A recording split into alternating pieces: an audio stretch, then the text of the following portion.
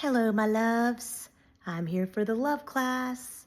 The title for this class is called Groundhog Day, and it's based on the movie Groundhog Day, which I realize is all about spiritual awakening and awakening to love, to come back, to be present in the moment, to be able to enjoy people, to be able to enjoy yourself, to find what you love to do, and then to be loved, to be loved. So feel free to go back and watch the movie Groundhog Day.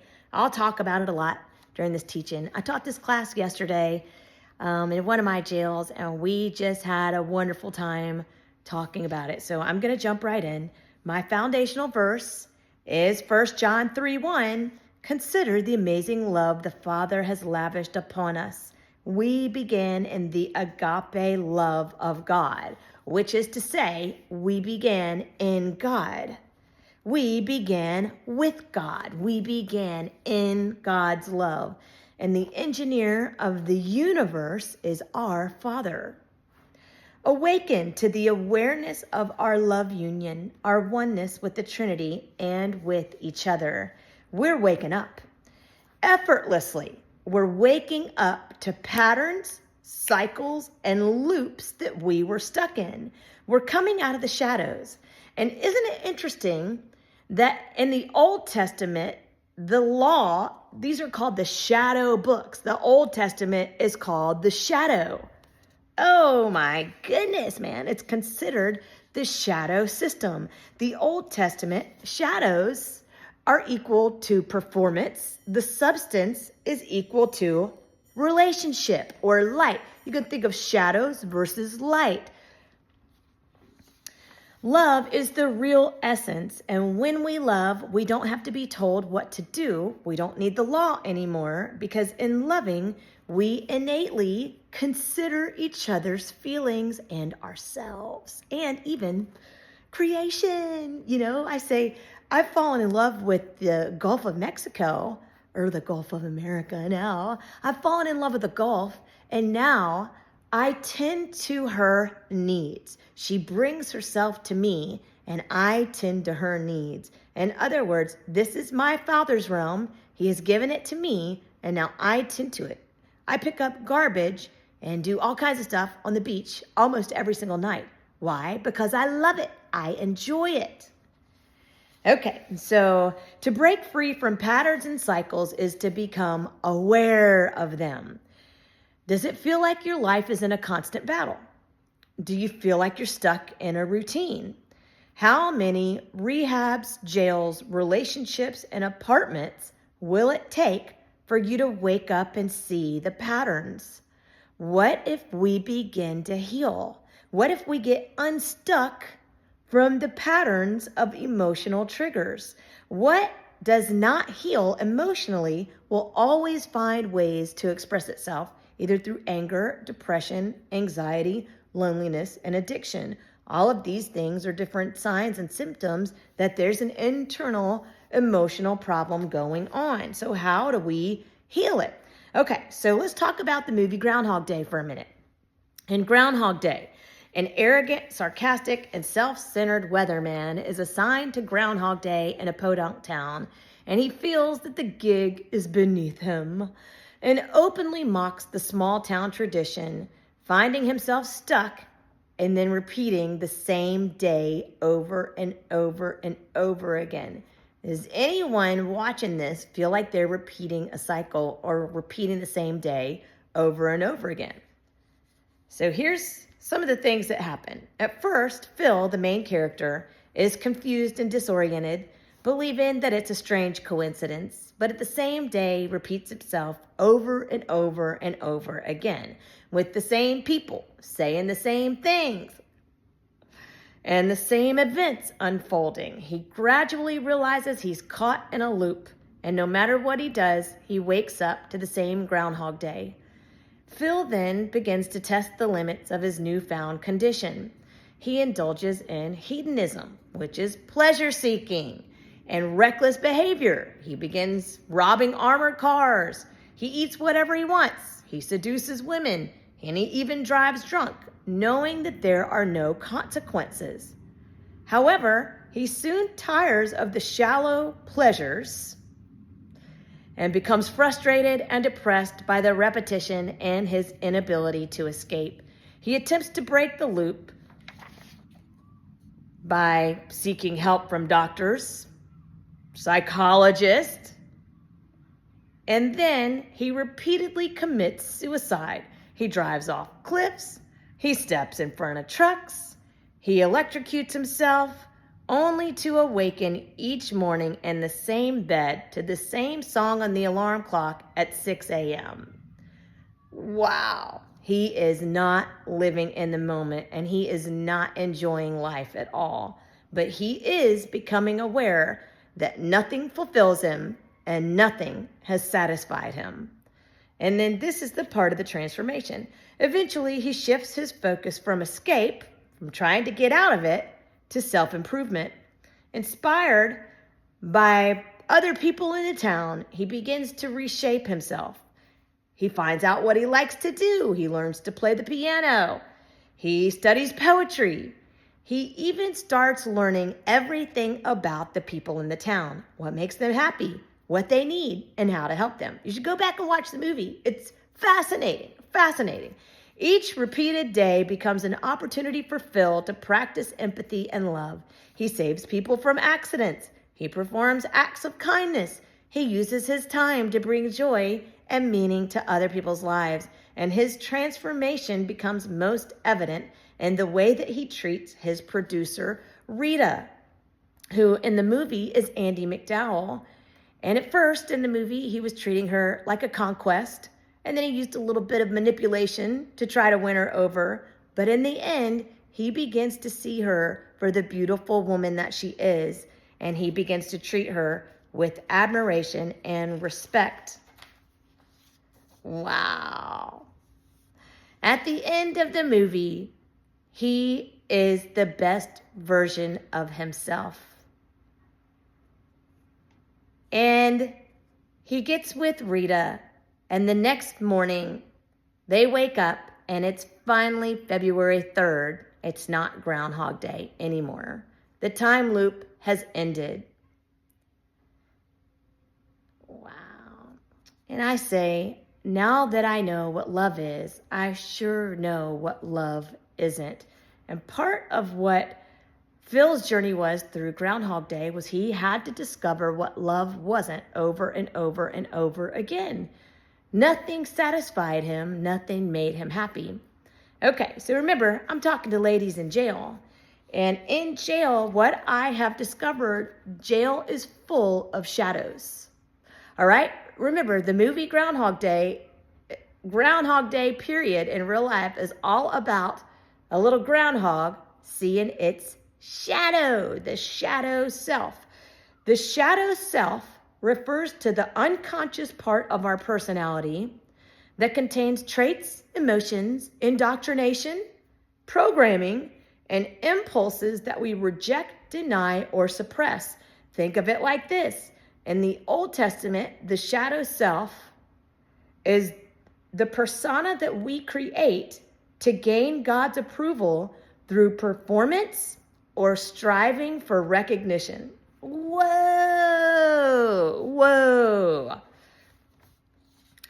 Jails are full of shadows.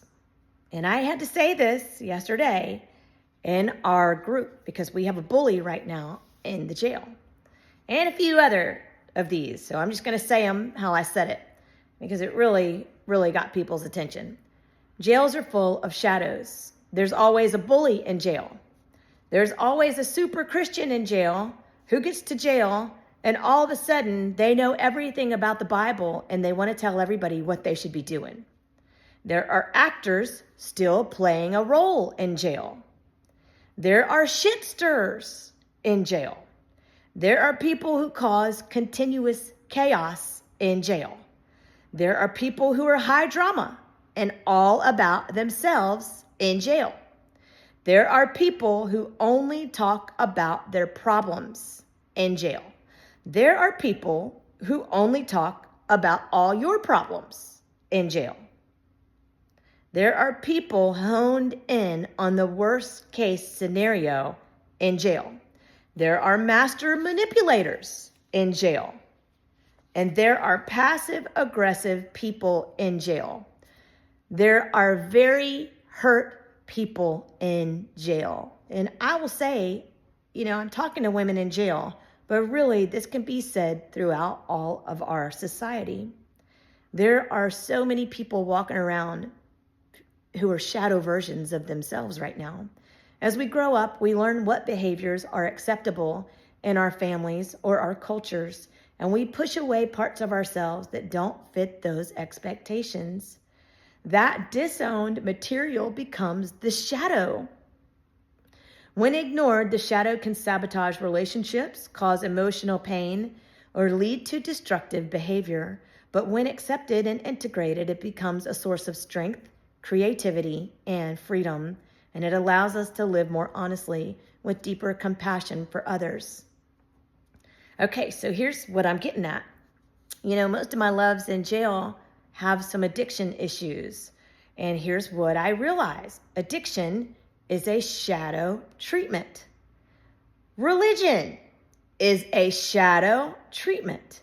We unconsciously try to soothe or escape from the parts of ourselves that have been repressed, denied, or that other people cannot accept. Addiction serves as a coping mechanism to deal with the pain of the shadow self.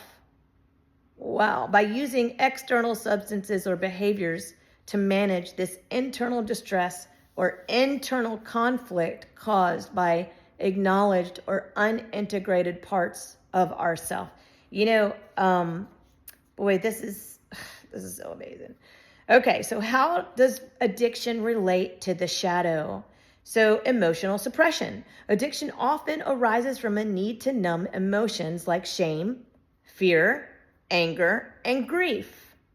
Emotions commonly found in the shadow.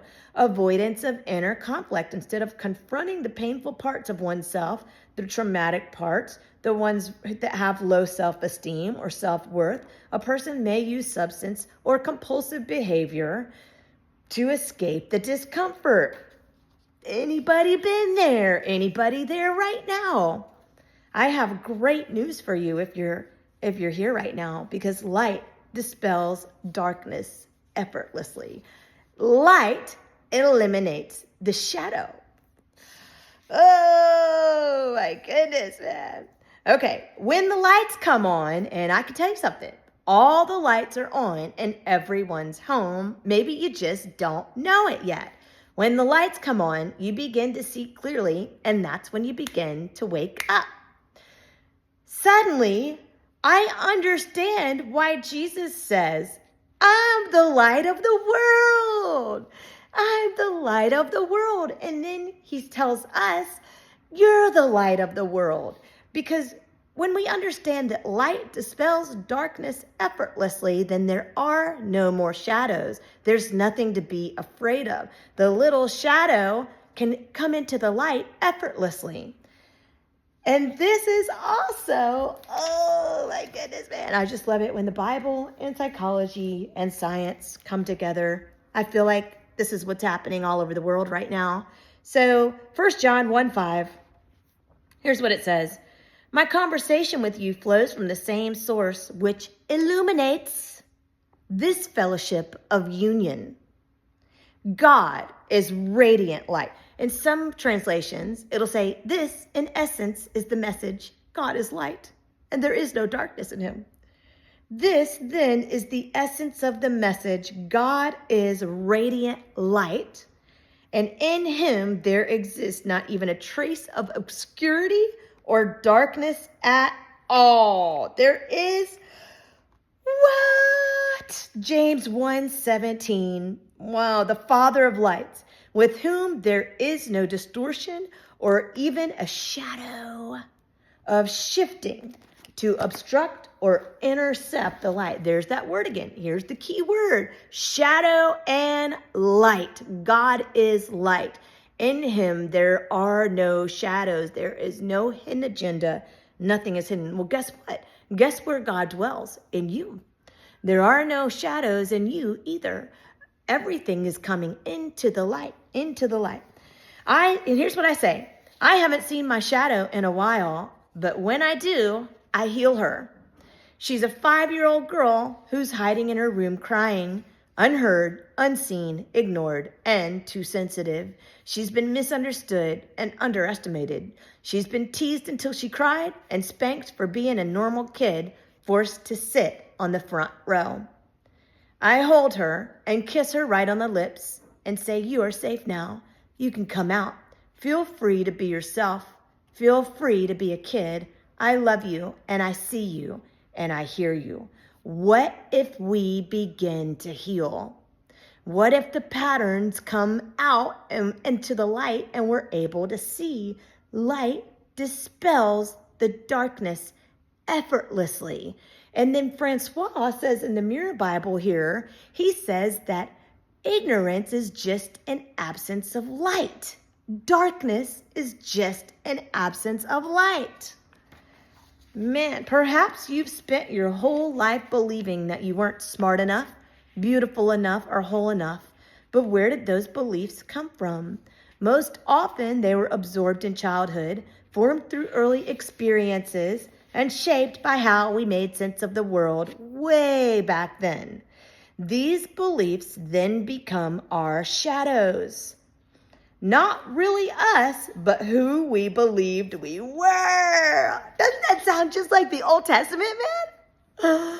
Whoa, the shadows. Not really us, but who we believed we were.